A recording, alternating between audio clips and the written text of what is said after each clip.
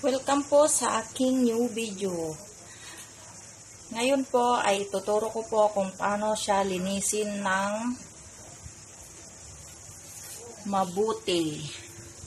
Ito po mga mga stain niya sa palibot. Tatanggalin po natin na parang bago siya muli.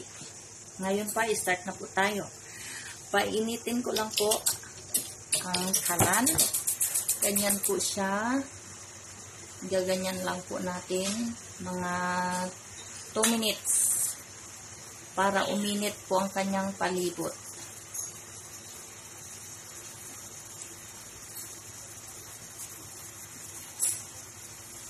Ngayon po ay mainit na.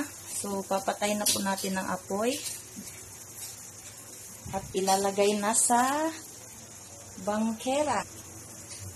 Gawin natin mukhang bagong ating kawali sa palibot niya. Gawin lang natin, ang gagamitin natin ay ang Mr. Muscle.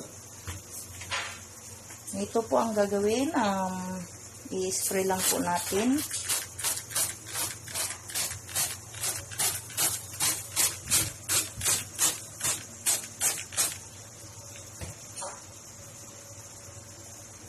Yan po.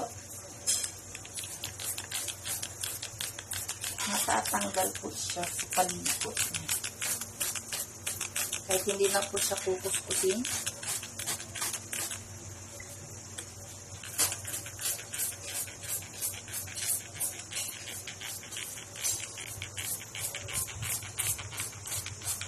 Isa po siyang natatanggal.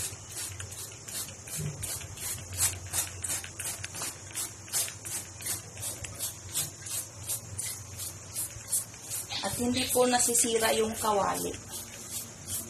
Kahit mainit po siya, lagyan ng chemical. Ayan na, natatanggal na po siya.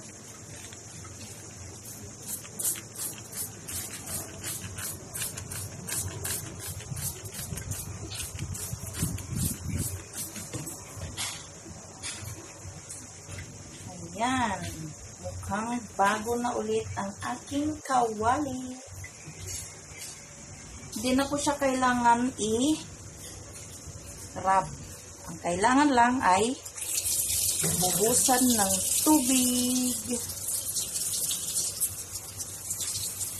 Kahit gaano po siya kaitim. Nawali nyo o kaldero. Basta mainit na lalagyan nyo siya ng Mr. Muscle. Sana po. Ayan na po ang aking kawali. Hindi po siya kinukuskus. Hindi ko na siya kinukuskus. Ayan. Mukha na siyang bago. Sa palibot. Yan talaga hindi na matatanggal. Hindi ko na siya kinukuskus kaya baka matanggal yung kanyang rostas. Kaya yan. Mukha na siyang bago. Don't forget to like and subscribe. Thank you. Bye-bye.